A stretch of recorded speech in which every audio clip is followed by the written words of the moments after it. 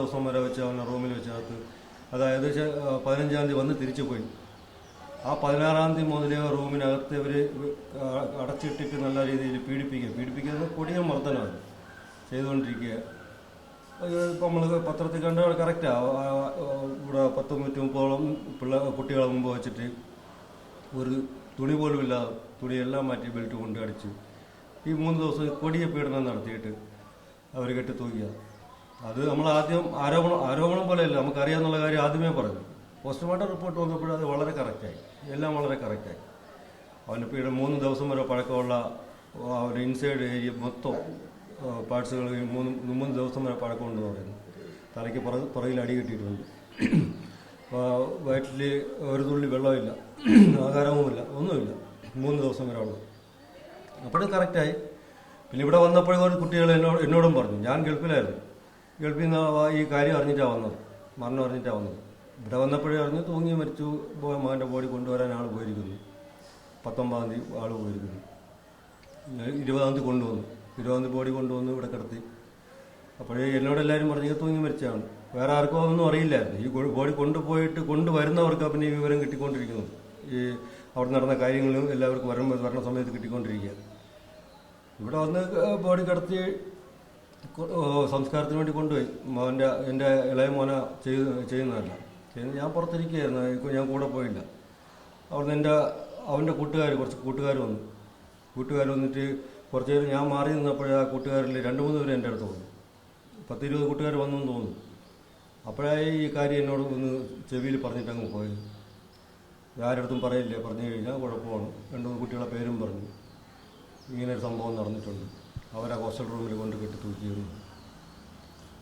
ഇപ്പോൾ പുറത്തു വന്ന കുറേ കാര്യങ്ങൾ നമുക്ക് അങ്ങനെ പറയാൻ പോലും പറ്റുന്ന തരത്തിലേക്ക്, ഒന്ന് ഓർക്കാൻ പോലും കഴിയാത്ത തരത്തിലേക്കുള്ള പീഡനങ്ങളാണ്. അപ്പോൾ അത് സിദ്ധാർത്ഥനെ വളരെയധികം വേദനിപ്പിച്ചിട്ടാകാം. അത് അങ്ങനെ ആത്മഹത്യയിലേക്ക് നയിച്ചിട്ടുണ്ടാകാം എന്നാണ് ഇപ്പോൾ പോലീസിൻ്റെ ഒരു അനുമാനം. അങ്ങനെയാണെന്ന് തോന്നുന്നുണ്ടോ?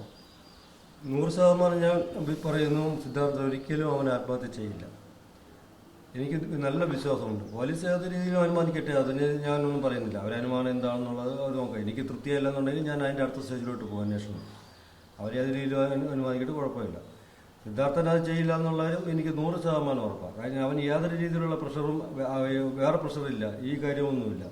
പിന്നെ അവർ നമ്മൾ അറിഞ്ഞിടത്തോളം ബാക്കി പോസ്റ്റ്മോർട്ടം റിപ്പോർട്ട് പരിശോധിച്ച കുറച്ച് ഡോക്ടേഴ്സ്, നമ്മളറിയാവുന്ന ഡോക്ടേഴ്സിനെ കുറിച്ച് കാണിച്ചു. അവർ പറഞ്ഞതെന്ന് പറഞ്ഞാൽ ഇത്രയും ഇഞ്ചുറി ആയിട്ടുള്ള നിൽക്കുന്ന ഒരാൾ, ആണാവട്ടെ പെണ്ണാവട്ടെ, ഇഞ്ചുറി ആയി നിൽക്കുന്നതായിട്ട് സ്വന്തമായിട്ട് ഇത് കയറി തൂങ്ങാനുള്ള ആരോഗ്യം കിട്ടില്ല. ഇത്രയും ഇഞ്ചുറി ആയിട്ടുള്ള ഒരാൾ, അതൊന്നാമത്തെ കാര്യം. ഒരു ബാത്റൂമില്ല, വെന്റിലേറ്ററില്ലാതെ തൂങ്ങി എന്ന് പറയുന്നത്.